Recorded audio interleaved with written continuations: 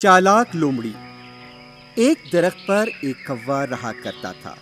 एक दिन काफी मेहनत और तलाश के बाद उसे रोटी का एक टुकड़ा हाथ लगा और सोचने लगा कि दरख्त पर बैठकर वो आराम से रोटी खाएगा। लेकिन वहां मौजूद एक लोमड़ी ने कौवे को रोटी ले जाते देख लिया और उसने सोच लिया कि वो कौवे से किसी भी हालत में वो रोटी हासिल करेगी। लोमड़ी ने रोटी हासिल करने के लिए एक मंसूबा बनाया। लोमड़ी अब उस दरख्त के पास पहुंची जहां पर कौवा बैठा हुआ था।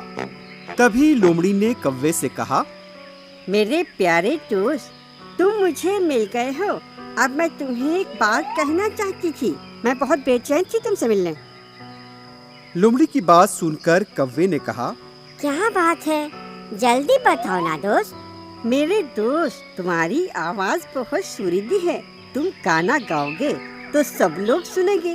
और ये बात सच है कि तुम कोयल से भी सुरीला गाती हो। इस तरह लोमड़ी ने कौवे को अपने जाल में फंसाने की कोशिश की। लोमड़ी की बात सुनकर कौवा दिल ही दिल में बहुत खुश हो गया। मेरी प्यारी दोस्त, मैं तुम्हारी सुरीली और खूबसूरत आवाज में गाना सुनना चाहती हूँ। झूठी तारीफ करते हुए लोमड़ी कौवे से गाना सुनाने के लिए इसरार करने लगी। और जैसे ही कौवे ने गाने के लिए अपनी चोंच खोली, उसके मुंह में मौजूद रोटी आहिस्ता आहिस्ता जमीन पर गिरने लगी।